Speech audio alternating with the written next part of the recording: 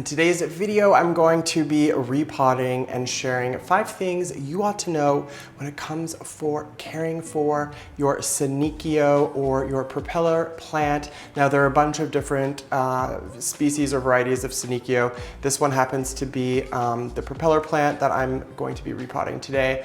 And it's called that for obvious reasons. This guy is huge. It's continuing to grow. I have a dinky little stake in there and it needs something a little bit stronger, taller, and hardier. As you can see, some of these leaves are looking wrinkly, which means it's desperate to be watered.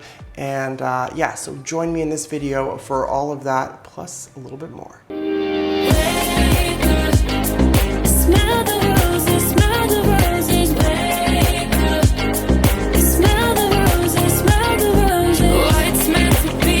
So today I'm going to be using mostly a bonsai mix or some gravel and grit, really well draining. I've also included a little bit, so I would say about 6 or 7 parts of the gravel stony sandy mix to about 1 part of perlite, as well as just some weird kind of succulent mix that has some bark and mostly some perlite, just to kind of keep it a little bit more interesting. But this is the mix that I'm going to be using to repot my propeller plant. Thanks for checking out this video. I'm Tyler. If you like what you're seeing or you find this video to be useful, don't forget to give it a thumbs up, or better yet, you can hit that subscribe button. Now, to really show me some love, click on the bell for alerts and notifications for future content. Oh yeah, don't forget to check out my merch store, tylermossop.com. All right, guys, first things first, I want to get this plant out of its current container, which could be kind of a challenge because this thing is just so large and, you know, desperate for water too. It's very, so I don't know the best way to do this. Let's see, this might be a mistake. Let's take this out.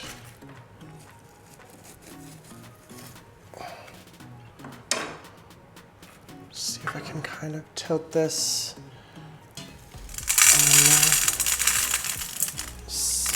Oh God, this thing's very big. All right.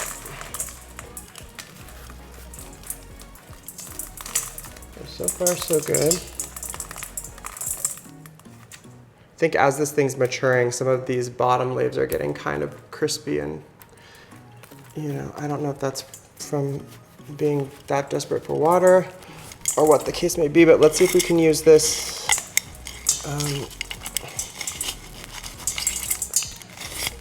to kind of loosen things up. Feels like a lot of roots in there, so this container also has a lip on it, so could be an additional challenge. Oh. All right, good God. Oh, I feel like I'm losing roots. Abort. All right, let's see. Kind of keep as much of this together as possible. All right. Oh God, oh God. All right. So we may be losing some roots, but let's see what we can do.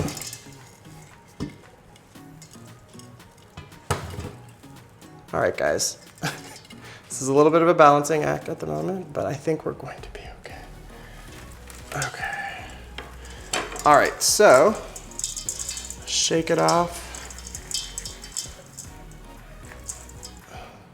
So a lot of roots here, you know. I feel like this is looking a little dry, which we're also can tell from the leaves. But let's get this in its new home and see if we can just kind of stabilize it. I'm gonna add the rest of my mixture here. All right.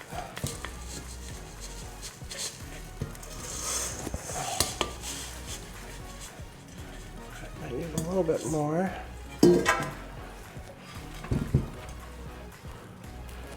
And if I was thinking I would have had a stake ready to go, which I don't.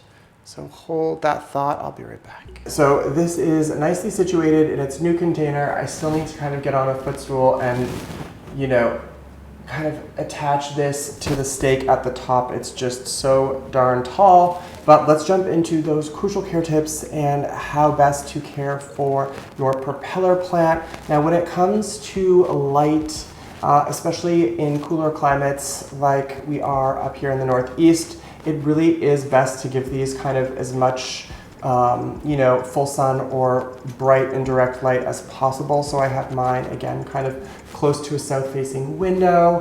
What else can I tell you? If you over-fertilize these, I would say ideally you're just providing some, you know, well-balanced, light, diluted fertilizer, maybe once a year. Anything more, and you can get a really leggy propeller plant where you're getting a lot of space and gaps between the different propellers and the plant. And you know, that's not too much of the case here, but there is this kind of midsection which is looking a little bit leggy. I'm not sure why, but it's a lot of new growth kind of happening at the bottom here, which is equally exciting. So these new little guys have some catching up to do.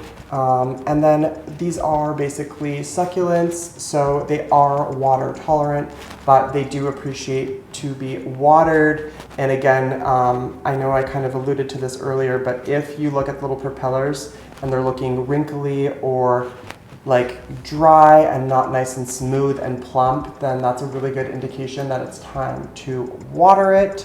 So I gave this guy a little bit of well-balanced liquid diluted fertilizer as well as some water, which is good. None of it's coming through the bottom, so that's great. So I think this will be much happier.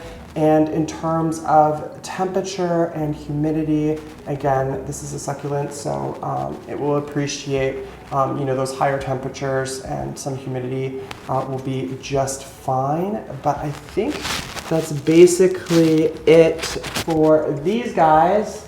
I don't know how tall this thing is, but basically, let me grab the footstool and I'll try to attach the top part of this plant before letting you guys go. So I just dropped this to the ground. It's much easier than getting a stool.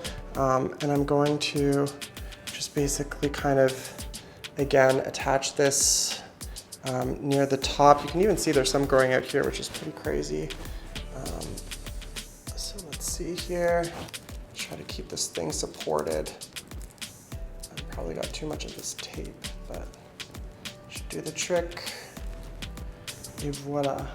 All right, so let's hope that these little propellers plumpen up with the watering and a little bit of fertilization, and it looks like it's ready to go back to its south-facing window. Hope you guys enjoyed this video. Until the next one. Well, that's it for me. Don't forget to leave a comment down below. Definitely give this video a thumbs up, hit that subscribe button, and yeah, miss you guys already. Until the next one.